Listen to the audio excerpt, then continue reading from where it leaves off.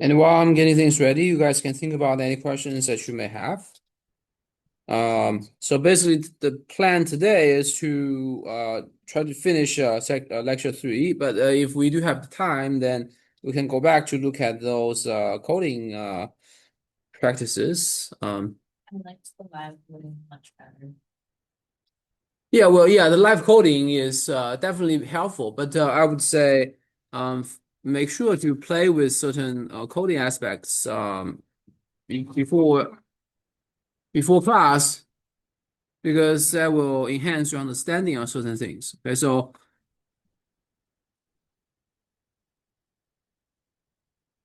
yeah, well, today, if we have the time, we probably will go over this one. Okay, so basically, you have a string that consists of decimal numbers, but they are represented in the string type. Then how are we gonna sum the numbers that's encoded in the string? Okay, so that's something you probably should have tried after class, but yeah, well, later we can talk about this one. All right. And section 3 is something still important. Okay, but lecture 3 is about bisection search and functions. So we're gonna dive a little bit deeper into algorithm design. Okay. So the QR code works. Okay, good.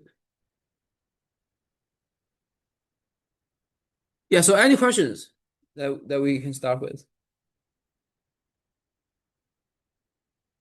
All right. So yeah, well, I think for the live coding notebooks, probably a little bit later, I will release what my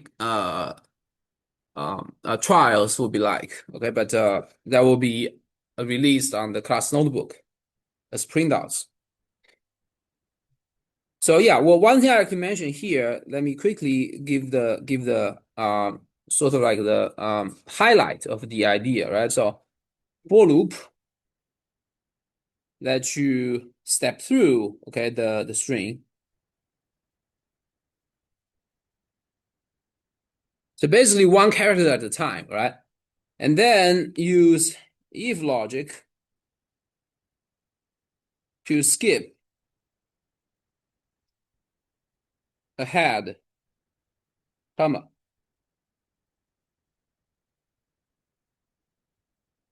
So basically, whenever it's a comma, you just stop accumulating the characters. But those ones before a comma and those ones after, then you would want to somehow store them in a certain way, and then they will be converted to the decimals, and then you will be able to sum up, right? So if you only have characters as a string, then you will not be able to do numerical uh, operations. So that's something you want to play with. All right. Now, what's new? So lecture 3. So now we talk about what's called the bisection. Okay. So firstly, let's talk about what's called a linear search. So just now, that example of giving you a long string and want you to just pass through and get the numbers, right? So that's a typical type of linear search. So it's basically you have the data, okay? So like right here, so you have a string of whole numbers separated by comma, but then if you want to check whether, let's say, a 10, okay, is in the string or not, then here essentially you would have to go through the entire string to see if 10 is already in there. Actually, if you are considering the thing in terms of a string, then actually a 1 0 appears for twice, right? So right here and right here. So you need to be careful about what task actually you are dealing with. Okay, so when you are looking at the number 10, actually you do not really want to include this 101 as as a as a um, as a correct identification. Okay, so you would want just the actual 10 that's being captured. So you need to be careful. But basically, a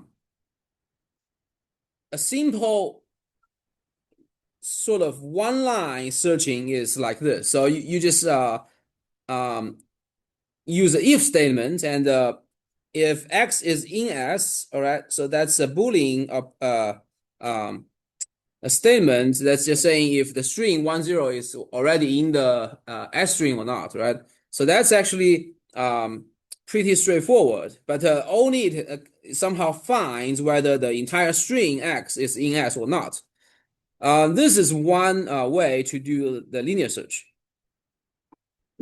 So if you think about the computational cost, yeah, then essentially you would have to run the entire string uh, completely, okay, from the beginning to the end.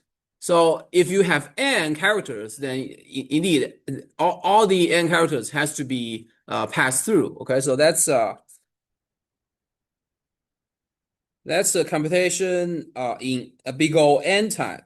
All right. So this is the typical notation that's somehow adapted from calculus. Okay. So from beginning to end, we need to go through. Okay. So in the worst case, you would have to run through the last digit. Okay, the last character. Okay. In the worst case.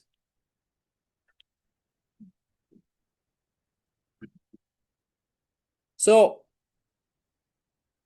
when we talk about the computational complexity, it's really common that you think about the worst case analysis. Okay, so it's possible. Let's say if you are trying to identify the number 22, okay, in string, then possibly you only need to pass the first two characters and you're done. Okay, so that's actually the best case. That's the cheapest case.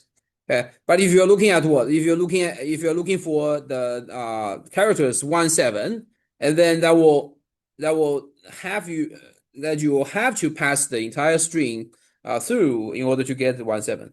And suppose there's some characters, let's say 99. Okay, so that's even not in the string. So indeed you will have to get through the worst case. Okay, passing the entire string through. So this is what's called the linear search, and this kind of complexity of passing through the entire data. That's also sometimes is called the linear complexity. Okay, so big O of n. Okay, where n represents the data that you have. Okay, the set the quantitative data. Okay, so this is the data size. In the worst case, it's possible a multiple of n operations you have to do for a data size of n. Right? So now here comes the question. Now let's suppose inside of a string of characters, let's say we have the numbers and we are able to order them. Okay, so could we do a smarter way of searching? So actually we can. So that's what's called a bisection search. So here our list of numbers, we do need that to be ordered. Okay, so if the things are ordered, we can do faster. So let's see. Here, I think the numbers are pretty, yeah, the set of numbers is the same, but here we order them, okay? Instead of a string, we have what? We have 4 is the smallest, and 10 is the second smallest, 12, and then 21, 22, wait, 12, 18, and then 21, 22, and then, oh, that's 17. Okay, so basically you need to order that, okay? So order from here to here. It's a list. Okay, so if you are thinking about encoding it, it should be in square brackets. But anyway, here we're gonna theoretically establish the way to search for any number that you want to see if it's included in the set or not. So let's suppose we are checking if 19 is in the set in the list or not. Okay, so what do you do? So when we say bisection, we actually mean that we split the data into two halves. Okay. Every time we handle, we look for sort of the midpoint to determine whether our number here is listed. If it's larger, then we do not need to worry about the smaller half of the data. Okay. So we can discard half of the data. Every time we can, if we can throw away half of the data, then this is sort of like a geometric decay, right? So, that's the idea right here. So now to go through this logic, so 19, okay? So we look at the middle. So we have what? We have nine numbers, right? So now the middle, or you can say the median is going to be the fifth, okay? Wait, one, two, oh, it's a seven, okay? It's seven. So the median is the fourth. The fourth is actually 18. So now we check if 19 is 18 or not. And actually no, but we know 19 is larger. Okay. So that tells you what? It tells you when we have 19 to be larger than the midpoint, then we can throw away the ones that are smaller. Okay. We only focus on the ones that are, so let me use curly brackets. Okay. So now we only focus on these ones for the next step. Okay. And then now we again look at the midpoint. Okay, we look at the median. Now we have three, so we have three numbers, and then the middle is actually the second. Okay, let me use the same color, so the green. Okay, so now we check. Okay, now 19 is less than 22. So it tells you what? It tells you I can discard the ones that are larger in my subset of data. Okay. So now that tells you what? It tells you we only focus on another data set that's like right here. Okay. Another pair of curly brackets. That tells you what? It tells you, okay, we at the beginning we have seven data. Okay. And we do one step, we get to a subset of three.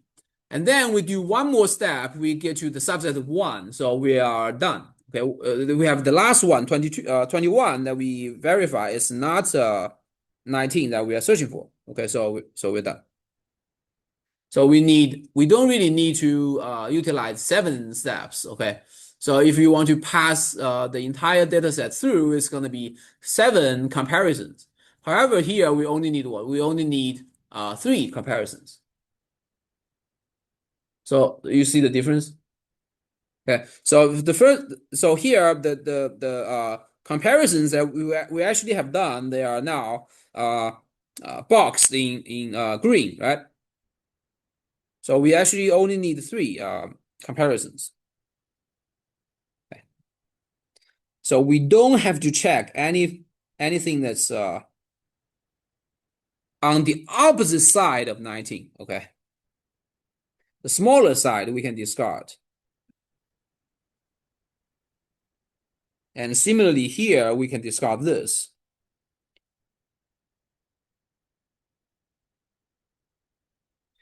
All right. So basically, upon three comparisons, we identify that okay, 19 is actually not in our list. Okay. So this is a much better complexity. And this is actually related to the log, okay? Because every time you are cutting off half of your data, okay? So this is essentially here, let's say, suppose we have n of 15 data points, okay? Let's say we have 15 ordered numbers, okay? Starting from number 1 to 2, 3, 4, all the way down to the 15th. So here, those labels, they are just the label of your data. They are not really the numeric values. I'm talking about the first, the second, all the way up to the 15th. Okay, we have 15 values. They have distinct values, but these are the labels. Okay, so now what do? So basically we can form this kind of a tree. Okay, so from the first to the 15th, the middle is the 8th. Okay, so the first check is the 8th. If the number that we are looking at, let's say x, okay, if x is larger than the 8th, then that means what? That means we can kill off this entire branch. And then we need to get we need to get to the middle of the 9th to the 15th. Okay, and which is the 12th. Okay, so that's this is exactly the reason why we are doing this kind of a tree. And then we evaluate the median, which is the 12th. And then let's say fortunately this x value is actually less than the 12th, then we look at the subtree right here. So every time we're cutting the thing in half. Okay, so that's the exact idea right here. So how many evaluations or comparisons do you need? So at every level, you only need to do once. Okay, so this is the first time. This is the first comparison. If it were equal, then we have identified the element, right? So if x equal to the 8th, then okay, we're done. If not, then we need to branch into one of the branches below. So on the second level, we only choose one of them that should be compared. Okay. So just now we mentioned that we are going to compare this one, right? So that's the previous example. And then you realize the third level we only need to compare once also. Just now we mentioned that we're going to do this comparison, right? And finally, the last level, indeed, we only have one comparison to do. That's really up to whether you are smaller than the 10th or larger than the 10th. Okay. So now do you see the relationship between the size of the tree and the number of comparisons? So let's say, suppose we do k comparisons. So how many can we cover? How many data can we cover? This is actually what? This is actually a geometric sequence, right? So basically every level, so I have k comparisons that I will do. Every level I have one comparison. So basically it's like a binary tree. How many nodes are there in total? Okay, for k level, right? So basically the first level is going to be 2 to the 0, which is 1. Okay, and then 2 to the 1, that's the second level, all the way up to 2 to the k minus 1. Right, so the first level has 2 to the 0 points, nodes. Okay, and then we have double that amount, and we double that amount further and even further. Okay, so all the way up. So from 1 all the way up to 2 to the k minus 1. So if you sum things up, it's going to be what? It's going to be 2 to the k minus 1. So this is the number of nodes possible within this kind of binary tree. Okay, so that tells you how you're going to be able to compute the maximum number of comparisons you have to do when you're given a number of n data. Okay, so that's n. So you need to make sure that this number is greater than or equal to n. So this is exactly why they have this kind of formula right here. Okay, so the worst case comparisons that you have to do is the logarithm base 2 of n. Right? You take the ceiling and then you add a 1. So you need at most these many comparisons in the worst case. If you unfortunately have to go down to the bottom level, then that's exactly the number of comparisons you have to do. Let's say if you stop at this point, then you only need to do 2 comparisons, right? So that's the idea right here. So instead of running through the entire string of data, okay, instead of doing n operations, here you just need to do a logarithm of n comparisons. That's a computational saving in a sense. Okay. So basically in the future, this is a really important fundamental idea in the sense of numerical computation. Okay, so this trick is helpful in getting a search from a big collection of data. And this is also helpful for doing numerical computations. Like here later, we're going to do the example of doing square roots or cube roots. Okay, so as long as your data are like sort of sorted, then you should be able to use this kind of idea to make your convergence fast. Okay. Um, so let me see. Yeah, let me highlight that. So bisection. Okay, so this is an idea. This is this is a kind of a coding trick that you need to know for interviews. Okay, so this is some sort of elementary answer that you must provide whenever they talk about the search. Okay. So the bisection search. So every time, just try to split the data and in every iteration so that you use less number of comparisons or yeah. So that's the idea right here.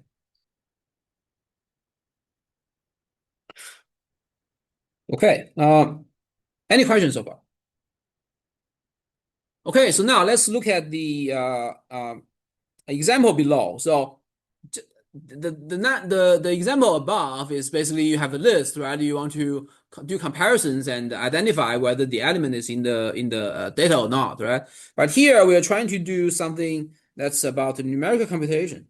So suppose we want to get a function which is taking the square root. Okay, so the positive real number here acts as the input, and we want to get a good estimation of the square root as an output. Okay, so this is the task we try to handle, and so we know from basically square root is utilized extensively in numerical computations. Okay, and for instance, if you think about the nature or the origin of square roots, that dates back to like ancient Greek, right? So you have the Pythagorean theorem. So if you want to get the hypotenuse of right triangle with yeah, well, no matter the edges are integer or not, so the hypotenuse usually would have a irrational square root value. So that's somehow unfortunate in the sense that in a numerical a computer, I would say for let's say for float, right? For the data type of float, it's not possible to store the perfect square root. So there's always a trade-off. So if you allow certain precision error, then you need to get an efficient way to compute the approximate value. Okay, so that's what we are trying to um, get our hands on. So just note uh, radical usually is not rational. Okay. If it were rational, then you would be able to describe it as a fraction of two whole numbers, right? Unfortunately, most of the time, for a general input, you will not be able to make it a rational number. So you would not be able to use finite digits, or you cannot use repetitive decimals to represent a irrational number. So that's sort of unfortunate. So decimals do not repeat. We need to do some kind of set some threshold of precision. Threshold.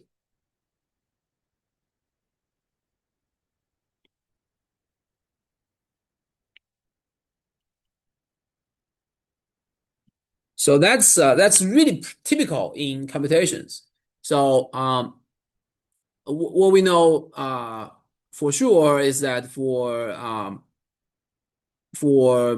Python, let's say, the machine epsilon is roughly 10 to negative 16. Okay, so when you decide a threshold of computation, you would want something that's larger than that. But basically, you can choose whatever threshold that you want. That basically gives you the accuracy you want for, let's say, the square root, okay, that you compute. Of course, here I want to mention that indeed, if you want a perfect square root, there's another way to do it, but it's much more expensive. Okay, so that's what's called the symbolic computation. That's another way. So I think that MATLAB has that kind of packages. But basically, whenever you talk about symbolic computation, they actually just treat the square root of 2 as the square root of 2. So they don't really give a numerical value here. So they just define in a way that the number square root 2 here is the positive square root of 2. So they only allow operations like that number squared is 2. So they do not give you round off errors, but it's sort of algebraic. So that's much more expensive than what we are seeing right here. Okay. So what we want to encode is also something that's less expensive. So the idea here is to approximate the square root. And so for integral square root values, we can do something like the follow. Okay, so input an integer as the number x, and then here we can use a for loop to try to guess the integral square root. So basically, here the idea, if you're reading the code, okay, so this is just saying for the for loop here we are doing the guess. If the guess squared is greater than or equal to x, then we break. So you are trying to search for the smallest guess that guess squared is at least x. Okay, and here you do not want the range to be too large, so we guess from 0 all the way to x. And of course, if your x value is larger than 1, then you will terminate earlier, right? So if x is 1, then you would guess 0 squared and then 1 squared, and then indeed that will meet your x value. But for larger x, then you would expect the square of guess will be will exceed x really fast. Okay. And then now when we stop, we verify if the equality holds or not. If the equality holds, okay, that your guess is indeed the square root. Otherwise, then you would say my x value is not a perfect square. Okay, so this is a sort of like a small interactive code cell that you can play with. Okay, so this is sort of like the naive idea, right? Okay, so here we're not gonna play with that. So now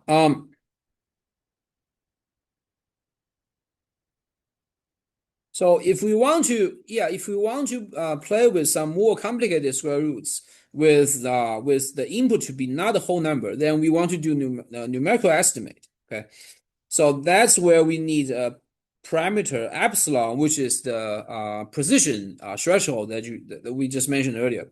So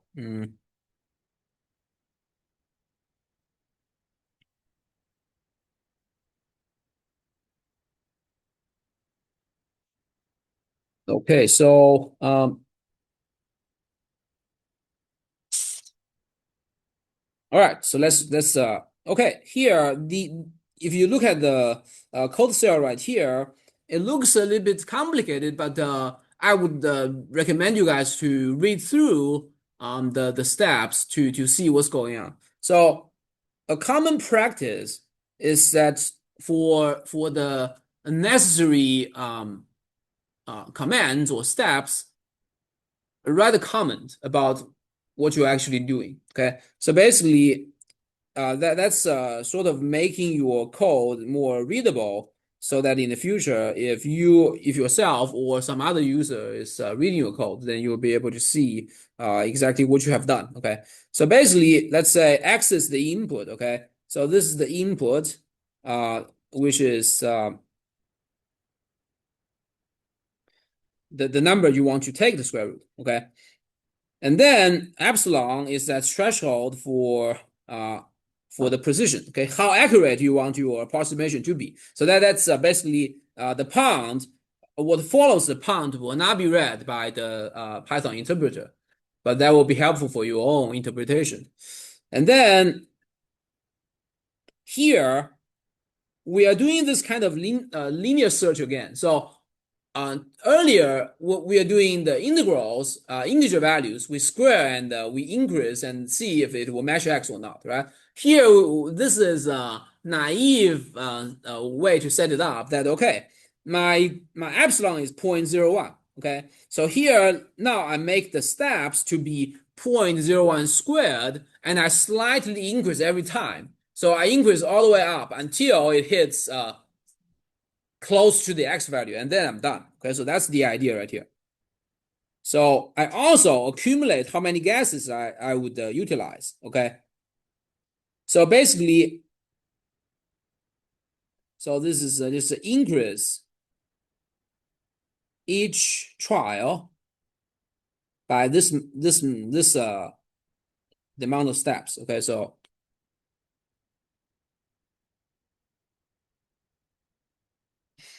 slightly increase my square root guess. Okay, so that's the idea. So now here, while the absolute value of the difference is larger than or equal to epsilon, and when my guess is less equal to x, okay? So basically, I slightly increase the guess all the way up. And let me see. So why do I need the guess to be less than x? So this is basically, I'm trying to use the inputs that are positive, okay? So I'm just increasing from 0 all the way up. So if you think about the square roots, right? So for any positive integer, excuse me, for any positive value, there will be two square roots. One of them is positive, one of them is negative. But for positive inputs, you would want your value your guess value to increase from 0 all the way up until it hits your actual square root. So basically that's this let me think.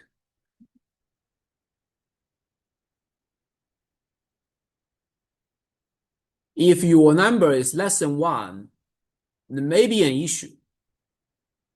Okay, let me think. So if your number is 0.25, right, then the square root is 0.5. So yeah, so this is there's a potential issue that you need to worry about. So we assume our x value here is greater than 1. Okay, so think about this. If your input of the square root is larger than 1, then the square root of it will actually be smaller. Okay, but if your number is less than 1, the square root is actually going to be larger. Does that make sense? So let's say 4. 4, the square root is 2, which is less than your original 4, right? But then if you have a number that's less than 1, let's say I just gave a example of 0.25, right? A quarter, the square root is 1/2. So now so here, if you are saying your guess value should be upper bounded by x, then this routine may not work well for a quarter. Because when here's a quarter, it'll stop. But a quarter, the square is actually 1/16. Okay, so it doesn't really hit x. Okay, so this is something sort of like a heads up of if you write your code, indeed it may give you errors. Okay, think about the why. So just be careful about whatever that you try to design, and also whenever there's an issue, think about the why that happens and try to fix it. Okay, so then you see quite a few lines of pounds, right? So basically that just gives you the explanation of what's going on. So what here it says, while the difference between our attempted answer squared and x is greater than our approximation bound, and we have a bound on our answer, then I increase guess. Okay, so every time here, increase gas by how much? By this much, okay? So this is the actual line that's underneath y that's being executed, which is um, every time I increase gas by 0.0001, okay, 10 to the negative 4.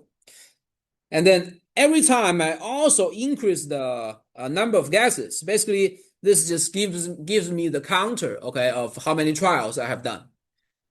And it will stop when? It will stop when the error is less than epsilon, okay? So when that happens, then I do have a gas. So here we just print, okay? So that's the print. So that's the print gas.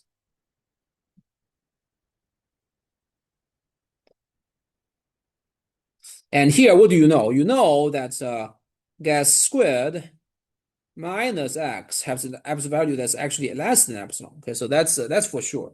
Because if this is not true, then you are still going to be in the while loop. Okay, so it will not break. Okay, so it will not stop.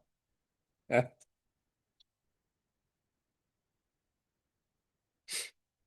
Mm. And here, notice, um, this if part is basically saying it's possible that when the while loop stops, then we are still not at the we still have doesn't have we don't have a good guess. Okay, so that's possible. This happens just like what I wrote in green. This would happen if x is less than 1. Okay, so we can try that in a minute.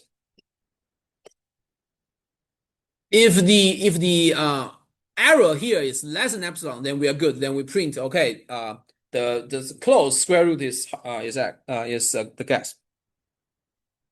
All right, so let's execute this one. This is let me see. Um,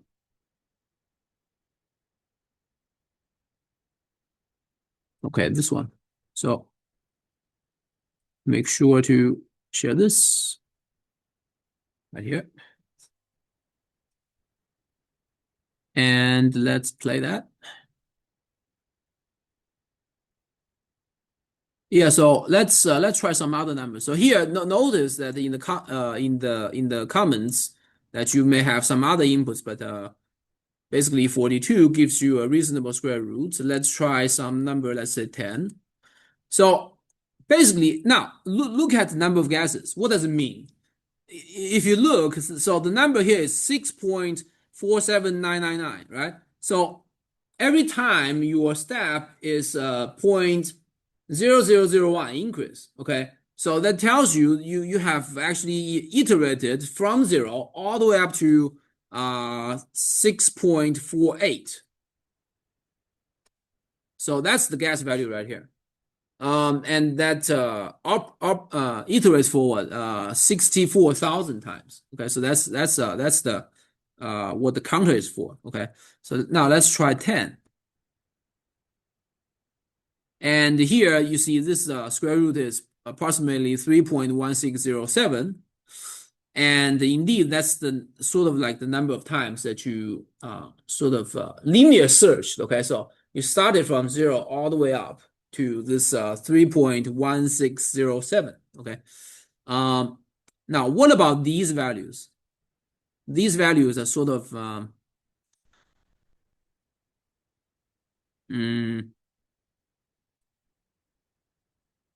machine epsilon of storing values. Okay, I would say, because if you think about what's going on, right? So every time, so here we print the gas. Okay, so the problem here is that the float as a data type is not perfect. So think about this. Every time you where is that line? It's here. Okay. So remember, what's step?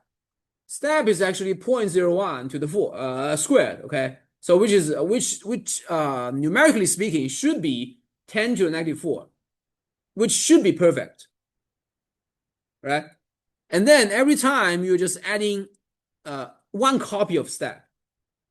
Okay, so here you should expect exactly this number, right? But what's this? That's actually, so the problem here is that 10 to the negative 4 storing in the float, there's a small error. Why is that? Because float is actually binary. So meaning what? Meaning you are only using 0, 1 to represent your decimal number. So is it possible for the rational number 1 over 10,000 to be perfectly represented by decimals? Actually, the answer is no. So now that's the reason why you see this part. Okay. So it accumulates. So that's the numerical error that's gonna accumulate if you do a lot of operations. Does that make sense? Yeah. So the step here is 1 over 10 to the negative 4. Okay. So 1 over 10,000. It should be rational. Okay. Should be reasonable. But it cannot be perfectly stored as a float number. So that's the problem here, and it accumulates.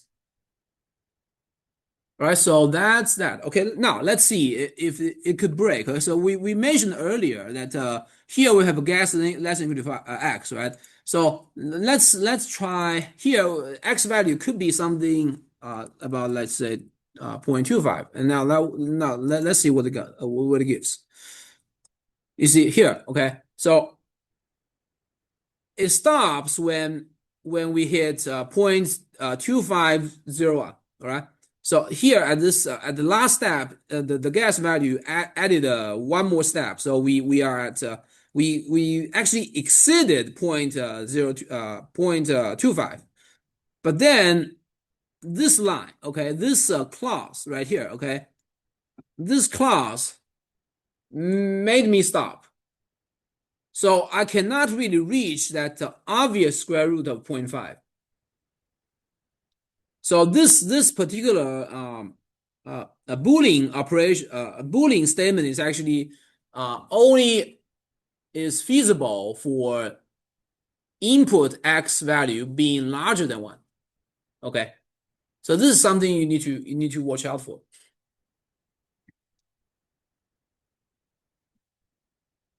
So indeed, there are certain times that your code may fail, but then you should know why it fails. All right. Does it make sense? So this is very important. Okay, so, and of course, in the future, I may give you instructions about writing comments for certain lines that you write, or possibly for every line that you write.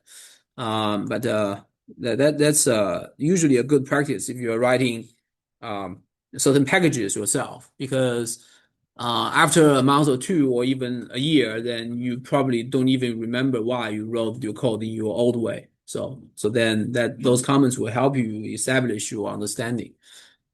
Just remind you what's going on. Okay. All right. Okay. So this is the naive way, right? So we start with 0, we increase all the way up to x value right here. Okay. So that's so something you can improve is to handle the inputs that are less than 1, right? So but that's definitely not efficient, because why? Because the real line, okay, we search from 0 to x value, looking for the square root. That's not really efficient. We try to do the bisection. Okay, so what we can do is the one below. We know the real numbers are ordered. Okay, so we can search the square roots using bisection search. And what do we do? So here we do. So you can change here. Define epsilon whatever way you want. So here we do 10 to negative 6. And then what do we do here? We start with the left and the right. So this is the interval, the left and right endpoint that contains your gas. Okay. So now here, number of gases, this is still the counter of my of my iterations. And what do we do? Every time I use the left endpoint plus the right endpoint and divide by 2 to get the midpoint. So if the error is larger than epsilon, every time I just progress by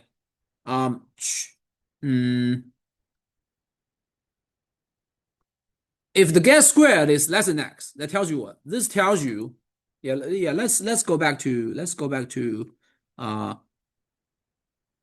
the notes. Okay, so I'm gonna write some comments that are not annotatable on the notebook. So what does it do? So this is the interval. Okay, I have left, I have right. So that's the bound that has my guess in between. Okay, has the true square root in between.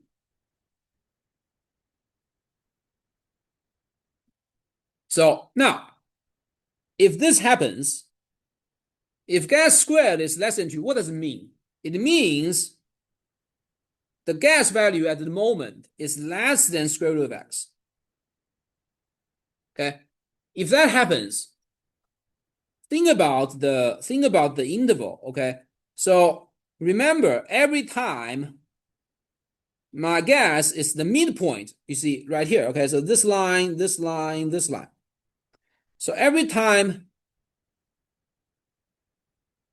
my guess value is the midpoint of the old interval, but we know from the comparison that the square root of x is larger than my guess.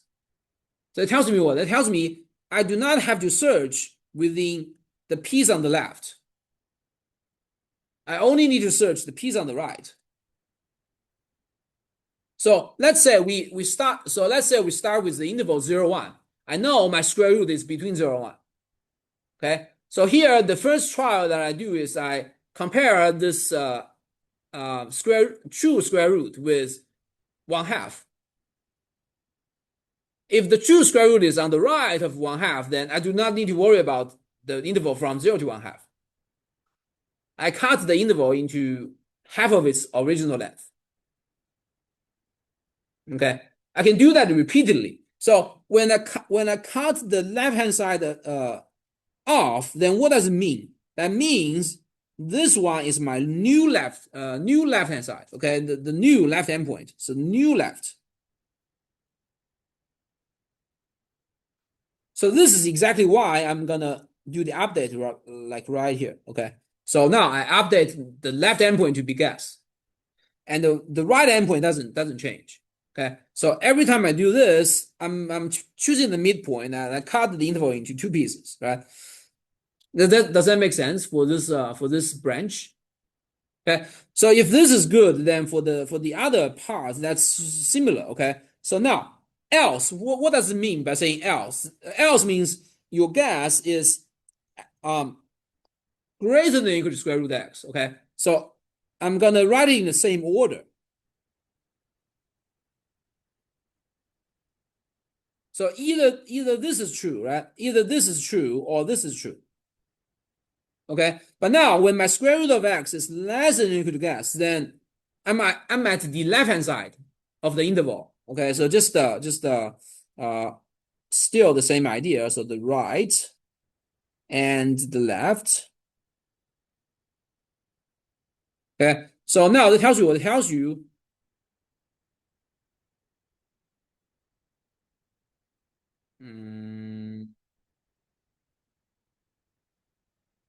Yeah, it tells you this piece is discarded. Okay, so the new right hand side. Okay, the new right endpoint is going to be this one. New right.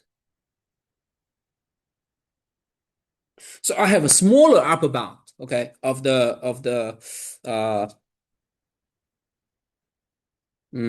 square root of the true square root. Okay.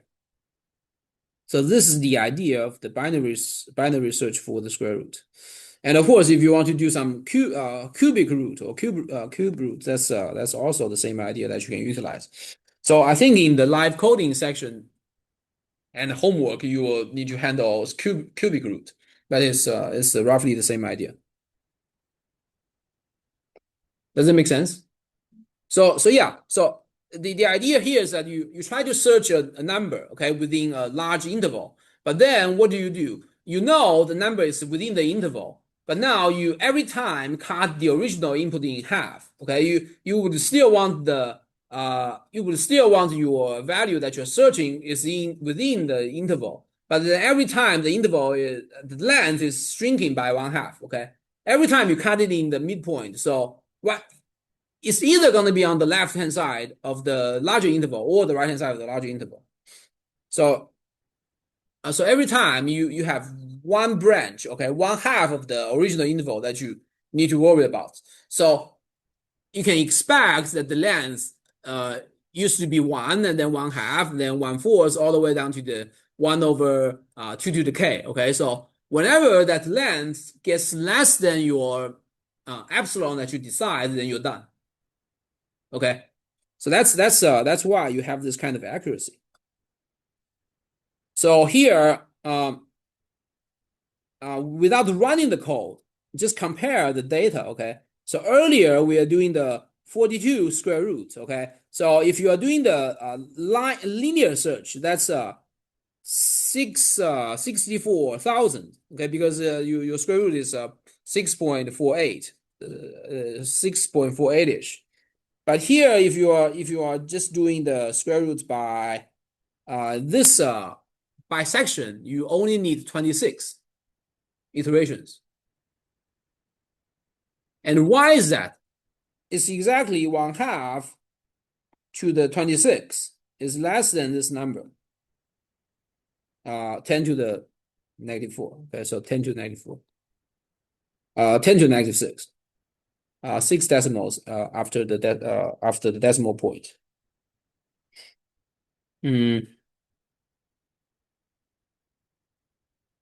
Okay. So here, one more thing to mention. I need to correct my statement that this is the length originally is x. Okay.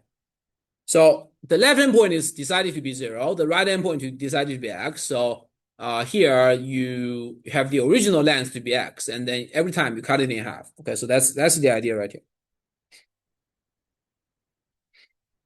All right. So let me see. Here, one thing I'd like to mention. Okay, let me emphasize. There's a problem.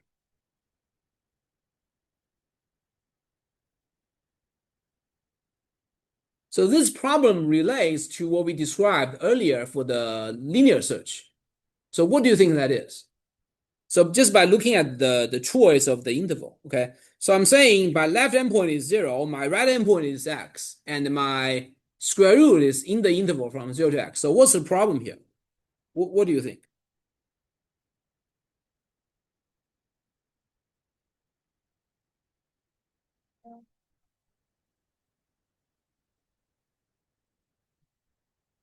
So when x is larger than 1, your square root of x is less than x. That's for sure. But what happens if x is... No problem. I apologize for Yeah, go ahead. interrupting. So if your x value is less than 1, let's say 0.25 again. So the square root of 0.25 is 0.5, which is outside of the interval, right? So that's when when x is less than 1, greater than 0, the treatment is a little bit different. Okay, what do you know? You know that the square root of x is going to be greater than x, but less than 1. Code how it is though, because you have it entering an integer. Yeah. So it's not going to enter a decimal between. Oh, I see what you're saying. So here, indeed, this requires you to input the integer.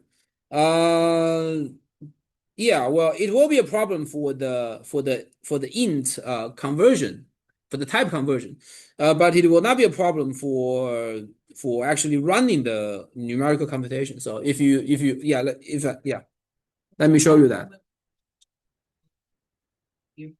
So right, so we can directly change that, or I can directly comment. So usually we would recommend you to to comment this out. It's not really required to do this. So let's say x equals, yeah, I didn't really do that experiment here, but let me just do this. 0.02 0.25. Okay, so let's run this. I think it's shift enter. It should, okay, it loops forever.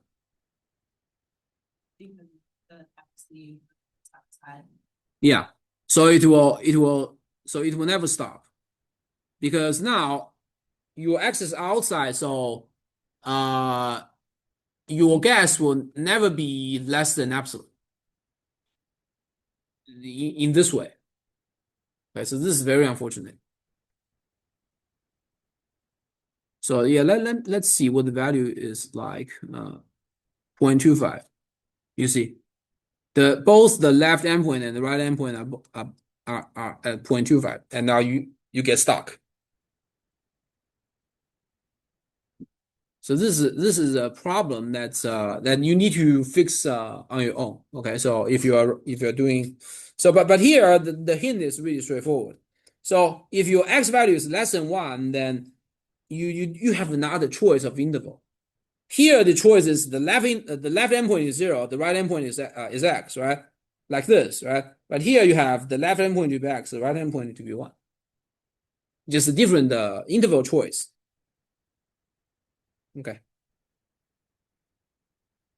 Uh, uh so let me see if I need to. Okay, so let me stop here. So that's what I mentioned. So uh yeah, let me change another color. This one in purple. So instead, you can use a different choice of endpoints, okay, for your computation. So indeed, what I'm saying here is that between 0 and 1, okay, that's not bad, but you can always choose a initial interval that's tighter. Okay, so x to 1 is tighter than from 0 to 1. Okay, that's what I'm saying. Here, of course, larger than 0. Okay, so that's what you see. Okay, so now let's any questions so far? Yes. So put negative values under the square root, but also use the function absolute with the bracket and put so ABS bracket and then square root of, let's say, -4. This is a very good question. So for square root, okay, for square root, that x needs to be non-negative. But this is actually a valid question because in the homework you actually are dealing with cube root. Cube root can allow negative inputs. Okay, so this could be all reals. So indeed, yeah, you need to think about the way to handle negative inputs for cube roots. Yeah, this is a very. Just put it within the function absolute. You can. That's one option, indeed. So yeah, let me give you an example. So let's say you want a cubic root of -8. So you know that this is the cube root of 8 is 2, right? So you expect that to be -2, right? But then one way to treat it is that you take the absolute value and then you use the routine that you wrote, and then you change the sign of the root, right? But then you just need to do it in the appropriate way. Okay, because you expect the cube root of a negative number should be negative, right? Yeah, so very good question. And yeah, of course you can try. Wait.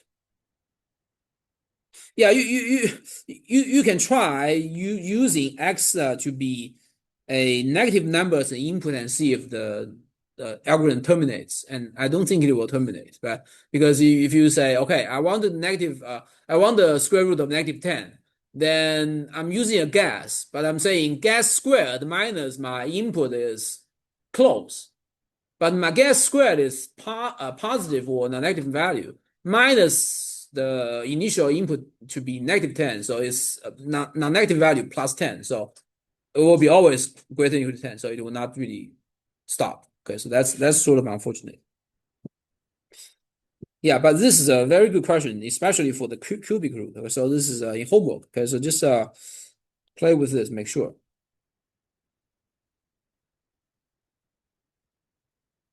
All right. So good. Okay, so now functions. So I think we mentioned earlier what a function is, but basically, function is a block of code only runs when it's called. Okay, so you define a function name, and then the input here, there's a bracket. You can make it blank. You can make a default value by saying x is, let's say, 10, or you can just declare x and then done, or you can be separated by comma for a bunch of different kinds of inputs. But basically, that's about the input part. Okay, and then you follow with a colon, and then everything beneath, as long as they have the same indentation, then that will be the code for the function. Okay, that will be the yeah. And basically, whenever you call it, you should expect to get a return. Okay, so that will be your function value. So what follows the return should be the function value of your function. And then basically every variable within the function definition will be local variables. So they will be not callable outside of the function. Okay, so and here in this example, you can see that the output of the function here is just the string. Okay, so basically, that's the string that's returned. Okay, so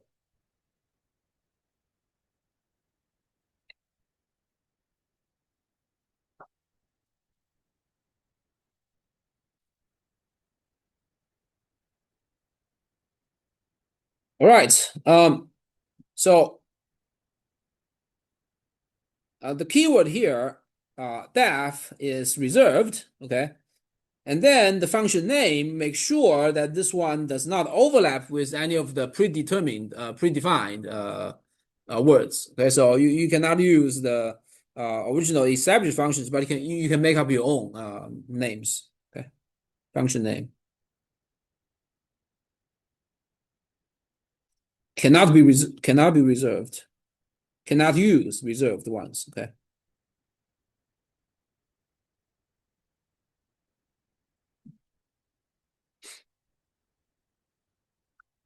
So use the underline, okay, so to separate the words in the function. So it has to be a complete string. All right, so that's for sure.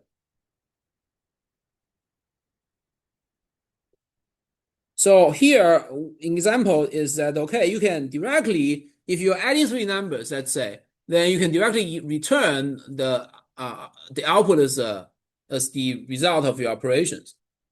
So basically, if you have three inputs, A, B, and C, here you don't really need to specify the types of A, B, and C. So here the inputs could be strings. So you are actually just appending the three strings into one, or you are just adding the numbers, integers into one, or decimals into one. So if you if you don't specify them in your function definition, then they can be whatever thing that you want. Okay.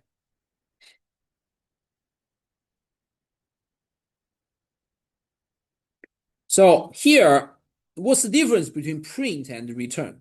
So notice if you return a plus b and you call the function, you will return the actual value of the sum.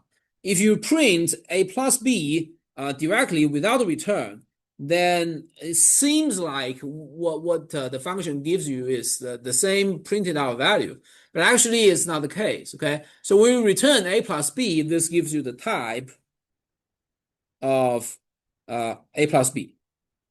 But then if you only do the print, then it will return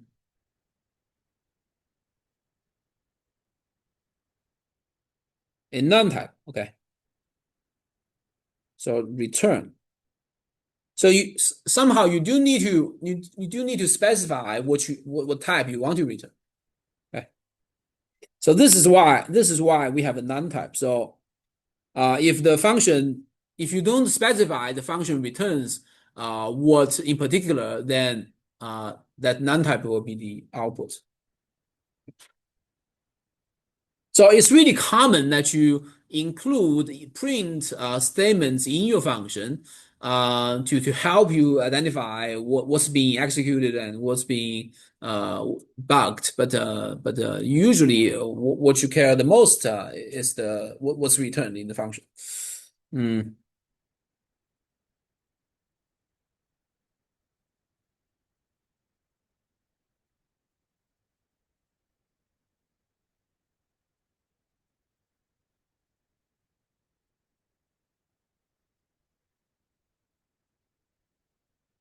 Right. So yeah, so we can play with this code cell quickly.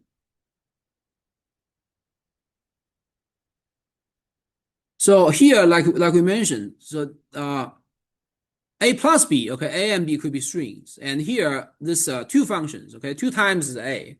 This a could also be a string. So here you actually see, well, this is actually one function, cat and the hat as the two strings. So one function will be adding the strings that will directly combine the two strings into one. That will be cat and the hat, like a sentence. But then the to function returns the same string repeated twice. Okay, so that's exactly why there's a type right here. And now let's try the type of let me comment out. So here yeah, let me comment this out. And so the type of this function is actually a string, as expected. So you input two strings and you output the one function as a string, and you can expect the two function of course is a string. What happens if I do this? So if I do this and let me also display this.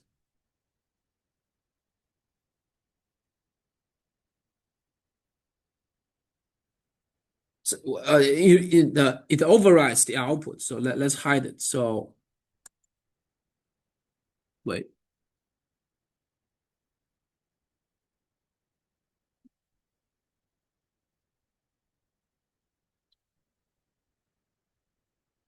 So I don't think there's any type. So yeah. Let me hide this. And let's see. Oh, so yeah. So the reason why to display that twice is that this is the when you call the function, it will print a plus b as cat and the hat. Okay, just like you sort of expect. But then the output of the function just now was erased. So the type is a non-type as expected. But if you keep this line, then what happens is that the output is replaced by the calling of the function again. Okay, so yeah. So the type is pretty important. Okay, so now this is you can think about this as an overloaded function. Okay, so it can handle strings, it can handle scalars. Okay, there's something wrong with the function. What's wrong? To function. Okay, so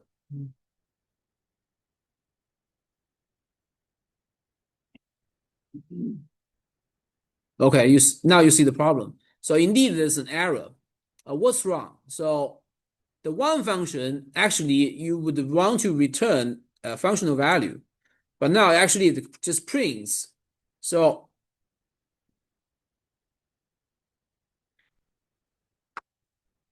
the 3 here is actually the print of the scalar value here.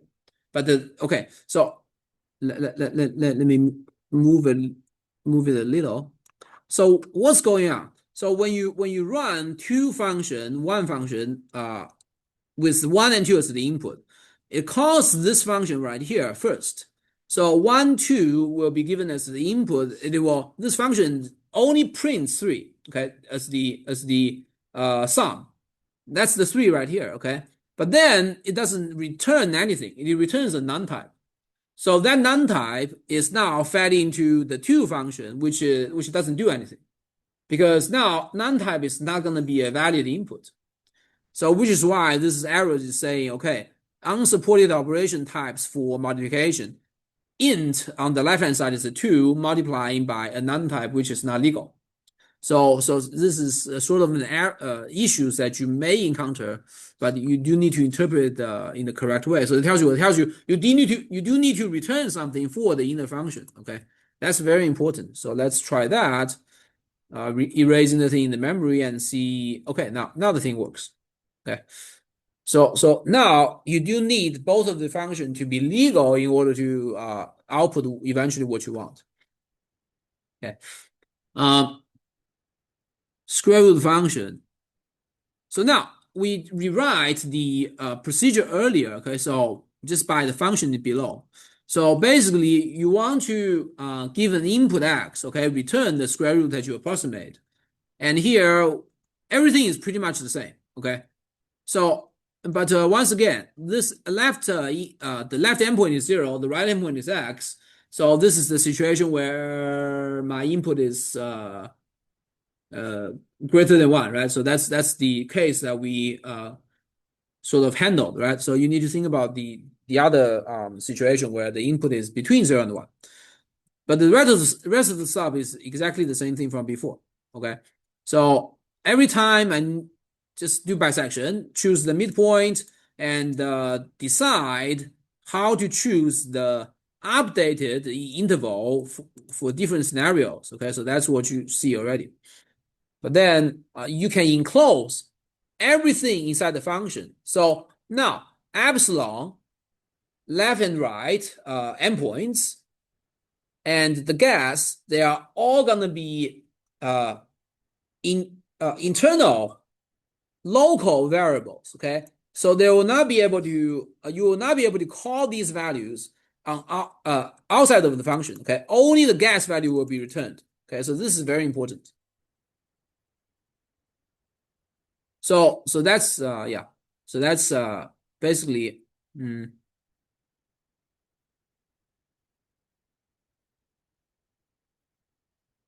so let's see. So this is a typical example, okay? So H is 6.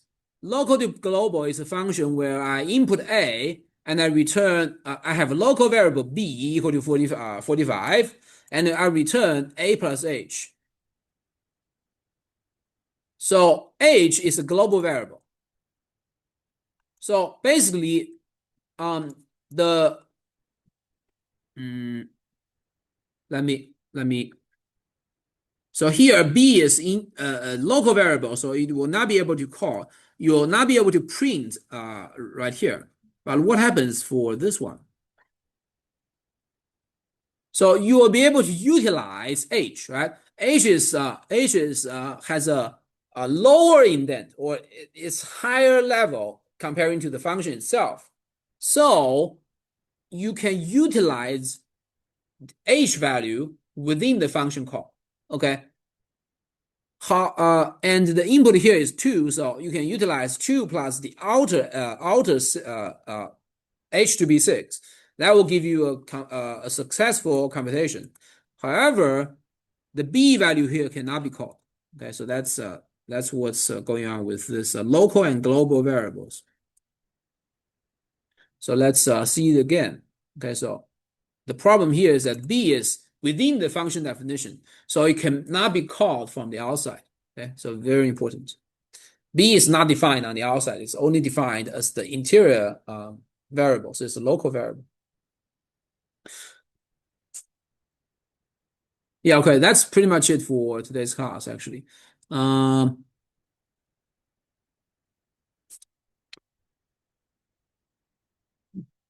So yeah, of course. Let me know if you have any questions. I think we have still a few minutes. So if you guys want to continue with some of the coding tasks, you are free to do so. So yeah, when in the live coding for section 3, we probably can do a little bit about it on Monday. But of course, make sure to play with that, okay, before class, so that we can talk a little bit about the hints, okay, how we can work around certain situations. But by now, provided this information, you should be able to go deep into that live coding of homework of lecture 3. So what about the assignment 1 and 2? Should we upload it on Brightspace? Right. So if you're done, make sure everything is executable. Okay. So basically, what I do is I will upload your submission to Google Drive so that I will run on here. Oh, Yeah, so I will run in Colab. So basically, I will run everything and then see what you, yeah.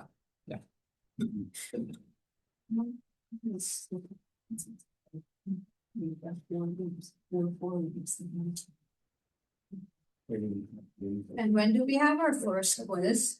I think it's next Wednesday, I believe. So yeah, basically we have.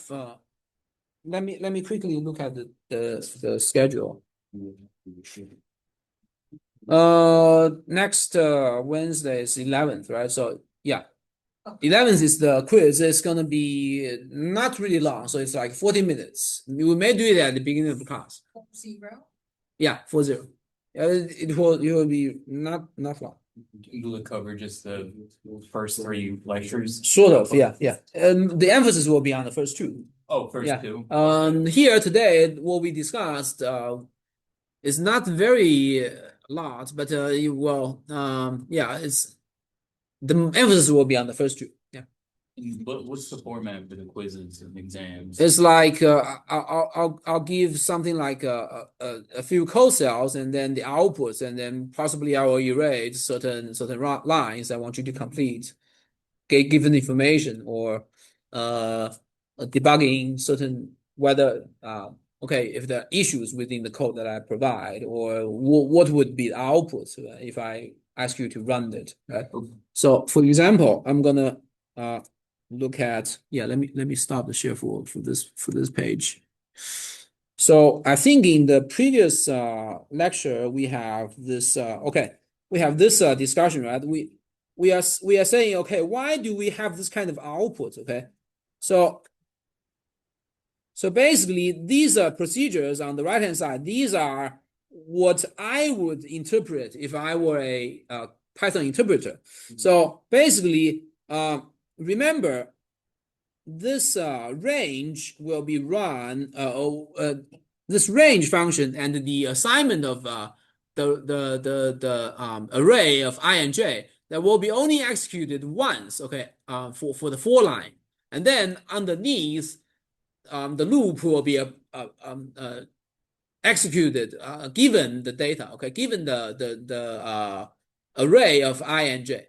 So just be careful. So only when the loop of the inner is executed that x will be updated, and then this one will be changed. Okay, the range of x will be modified from range of 4 to range of 2, but the outer one is not changed. Okay, so the outer is always, for j, is always a range of 4 from 0 to 3. Okay, so this is exactly why you have different kinds of outputs right here. Okay, yeah, so that's pretty much it for today. So I will see you guys on Monday. So yeah, I will give you something like this and ask you to provide the output. Okay, so you can sort of expect that. So let me stop.